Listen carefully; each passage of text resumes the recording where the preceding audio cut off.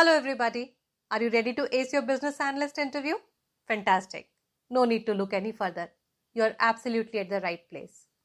In this video, let us explore 5 very common situational interview questions asked to the business analyst. Get ready to understand what the interviewer is actually trying to assess with each of these questions and how to handle them like a real pro. We have got questions on stakeholder management, requirement analysis, change management, justifying the investment to the client, and a lot of other things that are crucial to this role.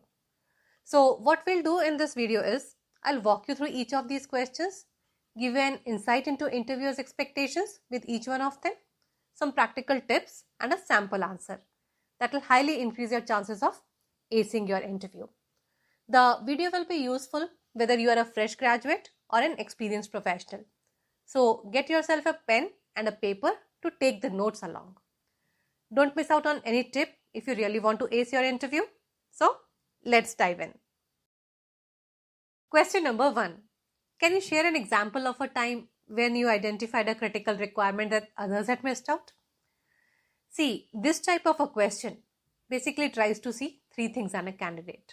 The first one is your understanding of a particular process and how do you think about it. The second thing is your eye to detail. And the third one is how do you go about resolving the problem. Now, to answer this question, a sample answer can be something like, while developing the online work process for a famous international school, we aimed at getting all the students' data at one place. This data was to be filled up by the students.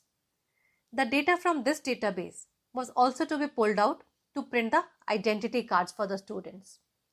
During a meeting, I realized that we had neglected a very important feature in the system. It was asking the students to lock the data once they were happy with their entries. Not having this feature meant that the students could change their data even after the identity cards had been printed. And this meant that there could be discrepancies between our data and the actual iCards. The solution was to include a lock data feature, which meant that students couldn't change their data without getting it authorized. Simple feature, but far-reaching impact. On identifying this, I interacted with the stakeholders and the development team for a proper implementation. My domain knowledge of working for the admission cell of my college during a project came as a big help in understanding this process and anticipating the problems. So, you see, what I've done here is I've discussed the problem, its impact, and how did I go about resolving it. Okay, let's move on to question number 2 now. And it is, describe a situation where the client told you about the requirements very vaguely. How did you go about getting the clear requirements and ensuring that the understanding and the expectations of both the parties were same from the system? Now see, this is a problem that the BAs face with every other client, since many of them are non-technical people. And for the system to meet these requirements, it is a very common part of a BA's role to understand these requirements very objectively. Basically, with your answer to this question, you tell the interviewer, number 1, how well can you probe and how actively can you listen? This says a lot about your communication skills. And number 2, how good are your documentation skills? To answer this question, you can say, a few months back, I had an opportunity to work with a retail company that wanted to improve its online ordering system. The initial requirements they gave us were a little vague, as they just mentioned things like get more orders through the app, increase the time customers spend on the app, etc. Now, this is a very common we face with the clients, and one of our responsibilities as BAs is to get a clear and objective understanding of the requirements, which needs us to use our probing, listening, and documentation skills to the best. And to get this clarity, I follow a very simple procedure in which the first step is to unveil the actual requirements through stakeholders' interviews.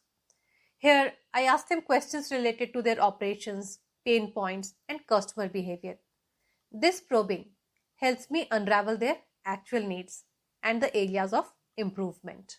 The second step that I take is bridging the gap with the visual aids like prototypes and mock-ups.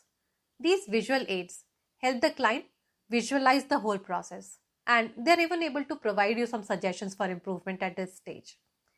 These visual representations help both the parties tremendously in getting a clear vision of the project. And the third step is documenting with precision. The document that I prepare here outlines specific functionalities, intricate business rules, and detailed user interface specifications, which further solidifies the understanding of both the parties. Following this process has helped me many a times in converting vague requirements into a well-defined vision for the project. So see, one thing to notice here is the use of formal terms. They make you sound professional during the interview. So an important tip that I would provide you with this answer is pay attention to your vocabulary. It will help you. Fantastic. Let's move on to another very common question. Question number 3. Have you ever worked on a project with a very tight budget and limited resources? How did you go about prioritizing the requirements to give a functional product? Now see, once again, the skills that are under assessment with such a question are: number 1, how effectively do you communicate? Because this is going to help you with unraveling the actual requirements and aligning everyone's understanding of the system. Number 2, your analytical thinking ability, so that you are able to assess how important is each requirement to the system. And number 3, prioritization, so that you are able to put your finger on the exact requirements you are going to fulfill in the first version of the system. Now see, again, the interviewer here is more interested in your approach and learning from the situation rather than the situation itself. So focus your answer on that. To answer this type of a question, you can say something like, this is again a situation we face with every project as business analysts. Let me discuss something that happened very recently. We were working on a project for a retail client who had very ambitious expectations, but was actually grappling with a very modest budget. An interesting puzzle to solve, in fact. To deal with the situation, I followed the following strategy. My step number 1 was to unravel the real needs and assess them. For this, I discussed the project with the stakeholders to clearly understand their requirements. My step number 2 was to prioritize these needs. To do this, I assessed these requirements to identify the ones that were an absolute must to roll out the first functional version of the platform within their budget. Once I had this understanding, the next step was bridging the expectations. So, armed with this information, I discussed with the stakeholders a feasible solution based on their budget. I also showed them how their goals could be achieved incrementally. Now, coming from a non-technical background, they were a little disappointed initially. But once I told them how their primary expectations can be met within the limited budget and time frame, their trust began to grow. And once we froze upon the critical requirements to be met in the first build, the process of execution began. This whole thing gave me a lesson that having a clarity of what's deliverable, an ability to prioritize the requirements, and making the client understand these things is the most important thing to get the project going. Great. Let's move on to question number 4 now. Have you ever been in a situation where you had to carry out a thorough analysis to convince the client about the investment they are making? Now see, justifying the investment to the client is again something that a business analyst has to do in every project. So, a very, very important question that tries to assess your financial analysis, quantitative analysis, and business case development abilities. At the same time, it also tries to understand your ability to make use of various BA tools and financial modeling software to carry out this kind of analysis. So, talk about all of these things. To answer this question, you can say something like, well, this is again a situation we have to face with almost every project. I'll tell you about a time when it happened recently. This was a CRM project that we were working on for a retail company. To deal with this situation, I follow an approach that I have designed for myself. It has always worked for me. As my step number 1, I try to understand the requirements clearly. Then I gather all the costs associated with the system we are proposing, which includes any licensing, implementation, training, maintenance cost. etc. Then I collect the data on potential cost savings that the system would bring with improved efficiency and streamlined processes. My step number 4 is to quantify all these benefits through data analysis, showing the results visually with the help of some charts and tables. This visual representation helps to communicate even with the stakeholders who are not very friendly with the data otherwise. I also make it a point to study and present how other KPIs will be positively impacted with the project. For example, while dealing with the CRM project specifically, I talked about things like how the cost of acquiring and retaining the customers, maximization of satisfied customers, etc., would improve the flow of revenue. Because ultimately, everyone is interested in improving the ROI. I've come to realize that once I'm armed with this comprehensive analysis, presenting the business case, convincing the client, and handling any objections becomes a lot more easier. And now comes a pro tip. If you want to make your answer more impactful, you can also discuss the various data collection and analysis tools that you use with each project. Okay, and now coming on to question number 5, which is again a very, very important question in the life of any BA. And the question is, describe a situation where you had to handle a major scope change in the middle of the project. How did you deal with this? With this question, actually, the interviewer is basically trying to understand your ability to analyze the effects of the change and also your ability to adapt to it. They also want to see how well you drive the change management process. So keep these things in mind. A sample answer to this question can be something like, well, this happened with me during an international project when we were working to manage the financial process of the business.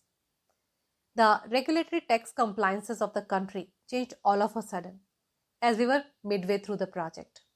This meant incorporating new tax calculation methodologies and the reporting process. Without this change, it was useless to have. The situation was such that without making this change in the system, it was almost useless to have this system in place. To address this challenge, first of all, the finance department of the client assess the implications of the new tax regulation on the business and the new requirements as a result. They explained these requirements to me and I took a stock of the technical complexities. And then I evaluated their impact on our system in terms of technical requirements, processes, timelines, everything. Based on this study, we held a meeting with the key stakeholders to explain them the impact of these changes on our system. It also had an impact on timeline and budget, so that also had to be explained. They understood that non-compliance is not something that the business can afford. And after getting their approval, I had a meeting with the project team to explain them this new requirement, reprioritize the requirements and reallocate the resources majorly. In such situations, clear documentation becomes very important to maintain the traceability of each requirement and communicate transparently and effectively with the stakeholders. While driving this change, I try to ensure that we disrupt the existing system minimally in terms of the timelines, resources, and budget also. So, do you notice how I've tried to showcase the impact of the sudden change and how we went about assessing its effect on the business and adapting to it? Fantastic. So friends, with this we come to the end of this video. Do share your thoughts in the comments box below. I look forward to them. Let me know which questions resonated the most with you. Also let me know if you faced any other questions in your interview. If you found this video useful, do give it a thumbs up and share it with your friends too. For more such videos that can help you get your dream job, subscribe to the channel. I'll see you with a new one very soon. Till then, bye-bye and take care.